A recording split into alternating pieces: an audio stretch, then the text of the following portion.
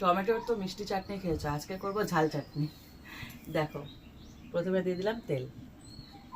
তেল গরম হয়ে গেছে, দিয়ে দিচ্ছি কাঁচা লঙ্কা কুচি। এবার যে যেরকম ঝাল খাও সেই অনুযায়ী কাঁচা লঙ্কাটা দেবে, মানে যে কটা টমেটো নেবে সেই অনুযায়ী কাঁচা লঙ্কাটা দেবে। এখানে আমি বড় মাপের 2টো টমেটো দিয়েছি, আর এখানে 2খানা কাঁচা লঙ্কা দিয়েছি। টমেটোটা যে অনুপাতে নেবে সেই অনুপাতে কাঁচা লঙ্কাটা দেবে, মানে ঝালটা সেই অনুযায়ী নির্ভর করছে। এরপর দিয়ে দিচ্ছি পেঁয়াজ কুচি, একটা গোটা বড় পেঁয়াজ কুচি আছে। দেখো পেঁয়াজটা লাল লাল হয়ে গেলে একটুখানি হালকা লালচে, তারপর দিতে হবে টমেটোটা।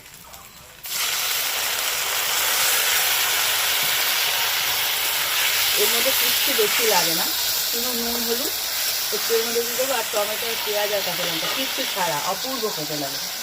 এইবার দিয়ে দিচ্ছি হলুদ গুঁড়ো। আর এটা যেহেতু মজে যাবে তার জন্য সেই মাপের লবণটা অ্যাড করতে হবে, কেননা টমেটো এতটা থাকবে না। এবার শুধু নাড়াচাড়া করে কষিয়ে ফেলবে। দেখো মজে কয়টুখানি হয়ে গেছে, তৈরি হয়ে গেল টমেটোর ঝাল চাটনি। কি সোজা না? দুর্দান্ত স্বাদের বসাও আর নামাও, হ্যাঁ, আর পাতে দিয়ে খেয়ে নাও, একদম ইজি।